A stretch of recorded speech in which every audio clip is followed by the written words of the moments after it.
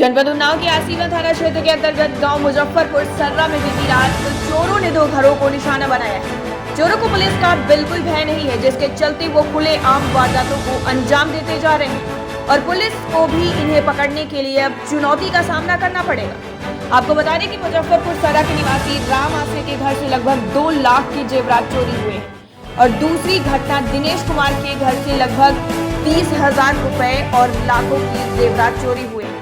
इन दोनों घरों में लगातार चोरी करके चोरों ने पुलिस वालों को चुनौती दे दी। अब देखने वाली बात यह होगी कि पुलिस कब इन चोरों को गिरफ्तार करती है। आपका नाम?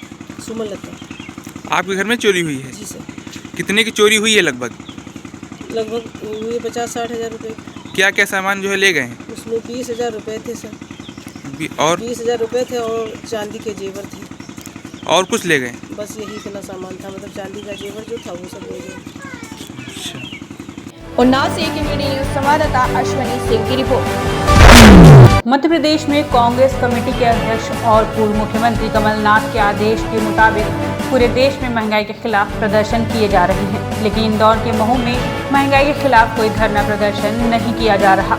इसे लेकर पूर्व विधायक अंतर सिंह दरबार ने कहा कि कोविड-19 के कारण धरना आंदोलन की अनुमति नहीं मिल रही थी, लेकिन अब आगामी दिनों में महंगाई के खिलाफ विरोध प्रदर्शन महू में भी किया जाएगा। गौरतलब ये है कि शहर और गांव की चौपालों पर चर्चा है कि महंगाई के खिलाफ कांग्रेस संगठन धरना प्रदर्शन और आम जनता की आवाज उठाने में नाकाम साबित होती जा रही है, जिसका फायदा सत्तारूढ़ पार्टी को लगातार मिलता जा रहा है। इंदौर के महू से केकेडी न्यूज़ संवाददाता।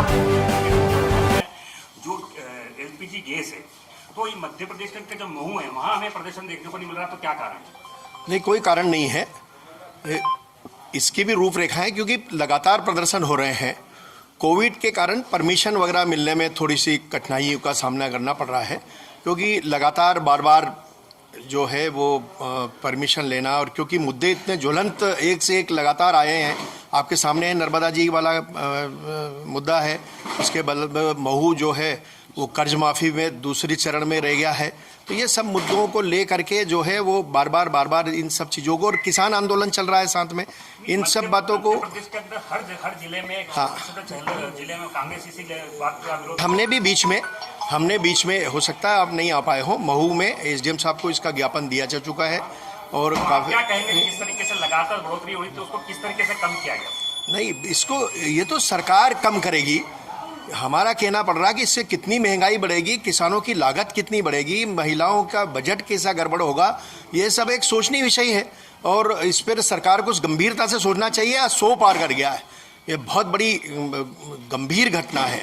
पेट्रोल और डीजल तो बजट में इस प्रस्ताव को मध्य प्रदेश के अंदर मुझे सबसे ज़्यादा दुख इस बात का है कि हमारे यहाँ डीजल और पेट्रोल पर सबसे ज़्यादा वेट जो है वो मध्य प्रदेश में है, दूसरे बनिस्बत दूसरे प्रांतों के। अरे शिवराज सिंह चौहान को थोड़ा सा ध्यान दे करके इस पर ध्यान देना चाहिए कि कैसे हमारे एक तरफ किसानों को अन्नदाता कह रहे हैं, गृहिणियों को कह रहे हैं, मामा बन रहे हैं। इन सब चीज़ों का ध्यान रखते हुए उन्होंने इस चीज़ पर विशेष ध्यान देना चाहिए कि इससे कितनी महंगाई बढ़ेगी, किस प्रकार से किसान अपना खेत जोत पाएगा। ये एक ज्वलंत समस्या किसानों के सामने। इंदौर के महू से केकेडी न्यूज़ संवाददाता संजय वर्मा की रिपोर्ट। बैराज में गेहूं की सिंचाई करवाकर वापस लौट रहे युवक की नदी में डूबकर मौत हो गई।